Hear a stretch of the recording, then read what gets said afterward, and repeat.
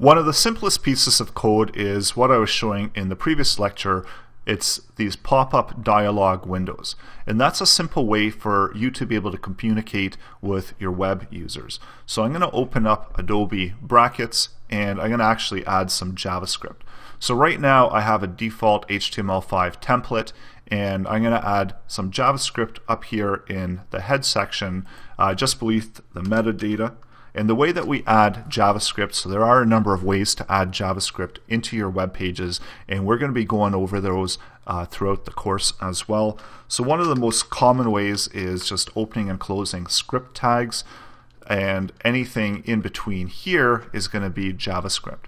So if you're familiar with HTML, this is going to be the same type of format where the browser comes, it reads through all of the HTML code. When it hits the script tag, it understands that this content in here is now JavaScript, and it reads through that JavaScript, and then afterwards it renders out that content that's available within the JavaScript.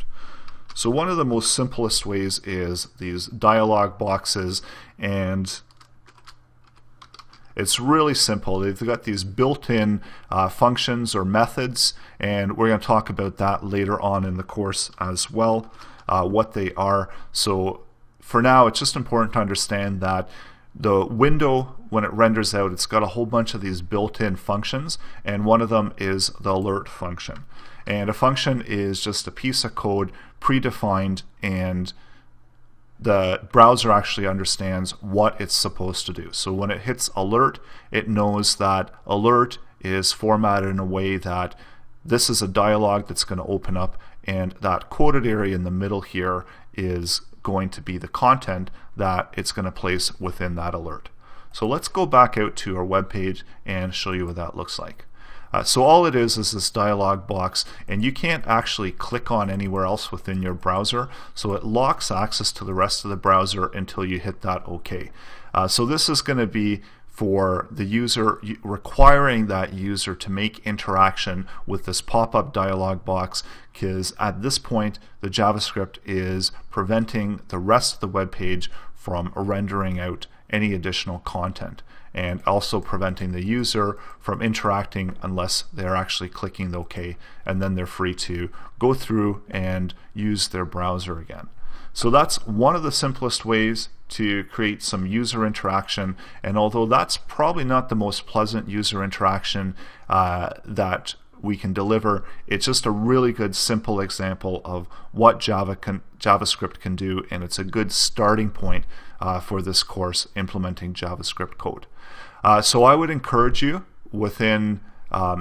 to go over to a website such as CodePen, or open up Notepad, or whatever editor that you have available. You can even use TextPad. Most computers will have a default editing software where you can just create files and save them as either HTML files, and then open them up within your browser and render out those alerts. So all you really need to do is add that into your HTML with the script tags and do something like alert, and type in your own custom message. In the next lesson, we're going to be diving deeper into what JavaScript can do, because this is just scratching the surface. There's so much that's available for JavaScript. Possibilities are literally endless and limitless availability of what you can do once you start writing JavaScript code. So that's all coming up in the next lessons.